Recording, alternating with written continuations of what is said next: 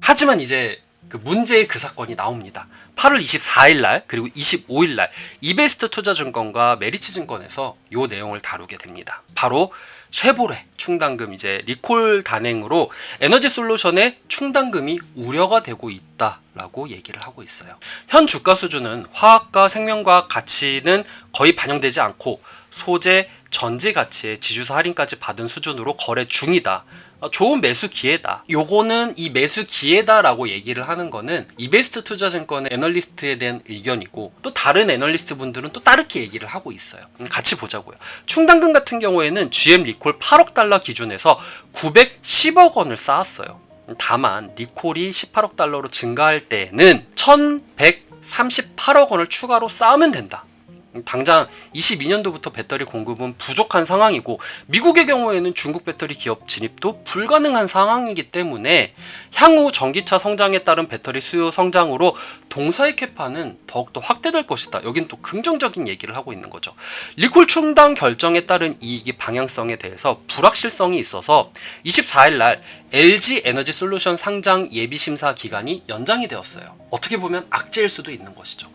LG 에너지 솔루션 상장 지연 가능성에 LG화학은 단기 주가 긍정적, 중장기 상장 모멘텀 상실과 캐파 분담 우려로 주가에 부정적이다. 메리츠증권에서는 또 부정적으로 바라봤거든요. 근데 전반적으로 보면은요, 나와 있는 리포트들이 조금 부정적으로 바라보는 리포트들이 좀 더 많았어요. 다음 8월 27일 날 하이투자증권의 리포트인데요. 여기서는 고민이 필요하대요.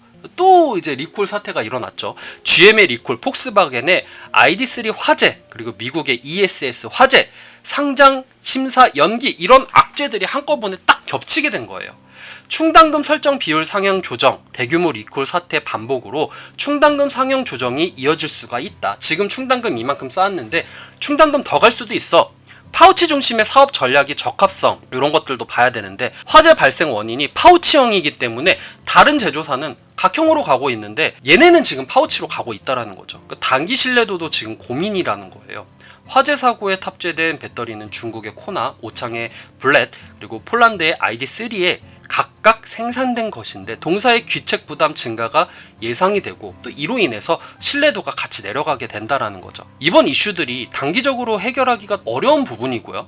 이번 이슈들은 단기적으로 해결하기 어렵고 동사의 의지로만 해결하기 어려워요. 그래서 여러 가지 이유로 목표 주가는 아예 하향해 버렸어요. 하이투자증권에서는.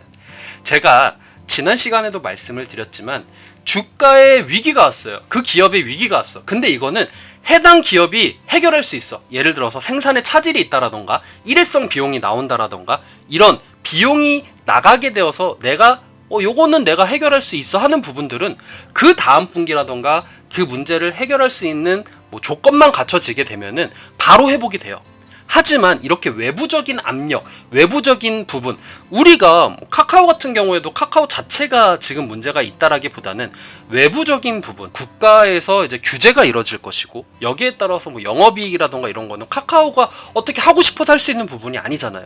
얘도 마찬가지고요. 자신의 힘으로 해결하기 어려운 부분이 있다라고 하면은 요거는 회복하기가 조금 힘들어요. 미래에 바라볼 수 있는 부분이 있다라고 하면은 그 미래에 대한 부분에 있어서는 긍정적으로 볼 수 있지만 일단 단기적으로 바라봤을 때는 되게 안 좋다라는 부분이죠. 당분간 어려울 수 있다라는 거예요. 그래서 이런 것들을 보아서 떨어졌다고 바로 매수한다라기보다는 내가 LG화학에 대해서 25년도, 26년도까지 내가 바라본다라고 하면은 아니면은 LG화학 내가 안 살 거야. 지금 들어가기보다는 더 좋은 양극재라던가 전해질이라던가 이런 부분들을 봤었을 때 내가 다른 거를 볼 거야 라고 본다고 하면은 지금 현재 이런 시점들도 계속 다 봐야 돼요. LG화학에 연관된 애들 아니면 삼성 SDI에 연관된 애들 이런 것들도 다 체크를 하면서 LG화학이 지금 이런 시점이니 LG화학 밑에 있는 애들은 이런 흐름으로 갈 수가 있으니 내가 어떻게 전략을 짜야 되는지 계산을 지금 해야 될 시기가 온 것 같긴 해요. 내년 내후년도를 바라봤었을 때 나는 긍정적으로 바라볼래 하시는 분들은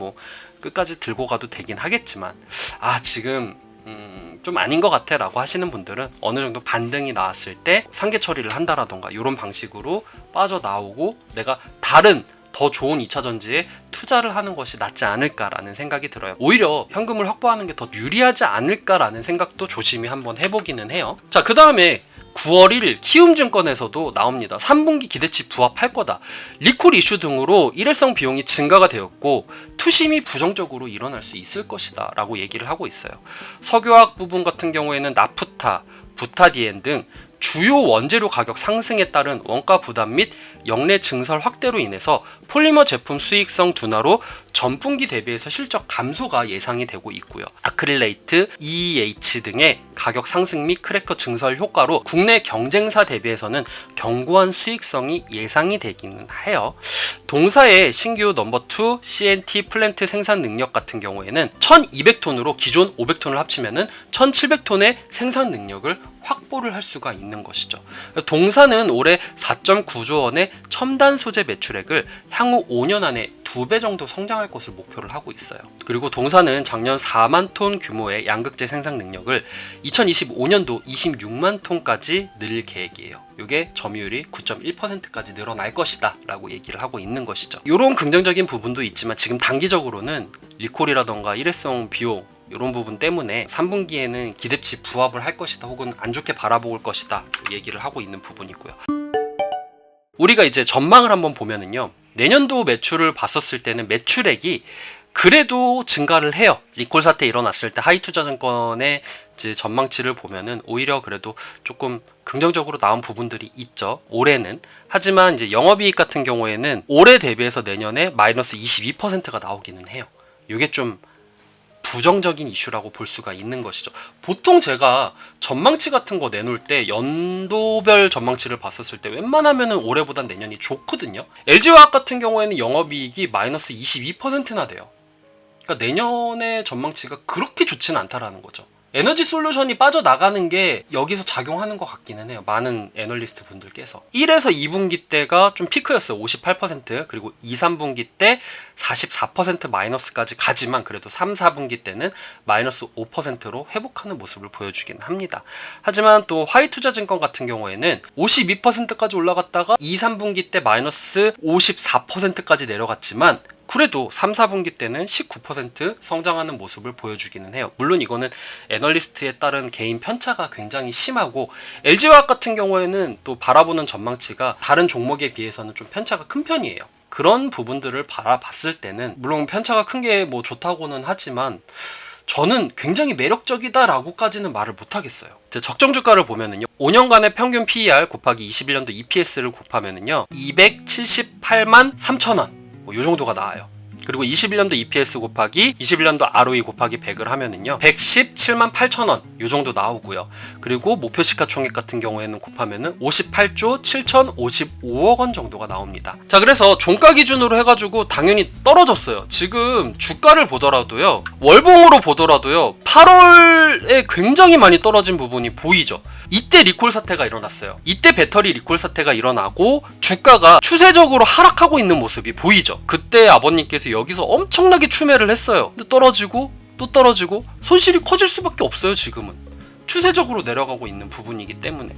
그러니까 이런 식으로 해당 기업이 자생적으로 회복할 수 있는 부분이 없다고 하면은 투매 심리가 굉장히 늘어나고 있기 때문에 우리가 만약에 손절을 치고 싶다라고 하면은 보통 이제 여기 단계에서 손절을 친다라던가 아니면은 쭉 내려갔다 도저히 안 되겠다 그러면 이 부분에서 손절을 친다라던가 이런 식으로 우리가 대응을 하기는 해야 돼요. 하지만 그 뉴스를 보고 여기서 손절 치신 분들은 굉장히 잘한 부분이죠. 굉장히 잘했는데 솔직히 저만 하더라도 이게 잘 안 돼요. 앞으로는 또 시장 때문에 또 떨어질 것 같다라는 생각도 들기는 들어요. 그래서 만약에 내가 여기서 손절을 하나도 못했어요 하시는 분들 같은 경우에는 분명히 이번 FOMC 회의를 통해서 테이퍼링을 조기에 하겠다라고 얘기를 하면은 당연히 시장에는 조금의 충격이 올 수밖에 없어요. 물론 금리 인상하고는 별개로 뒀기 때문에 이게 막 쭉 떨어진다 이런 건 아니지만 지수 추종 종목이기도 하고 리콜 사태에 대한 투심이 굉장히 안 좋기 때문에 어떻게 하면 빠져나갈 수 있는지 우리가 빠져나갈 수 있는 방법에 대해서 같이 모색하는 시간을 한번 가져보도록 하겠습니다. 제가 조사했던 시점보다 얘는 더 떨어졌어요. 그래서 지금 현재 가격이 70만 1,000원 정도 나오고 있고요. 목표 시가총액보다는 지금 현재 시가총액이 10조 정도 차이가 나고 있고 요거는 앞으로도 더 하락할 것 같다라는 생각이 들기 때문에 여러분들이 좀 대응을 전략적으로 하는 게 좋지 않을까 라는 생각을 하면서 일단 LG화학까지는 제가 마무리를 하겠습니다. 그리고 다음 시간에 아모텍과 우리가 좀 긍정적으로 바라볼 수 있는 에코프로비엠에 대해서 여러분들께 얘기를 해 드릴 거고요.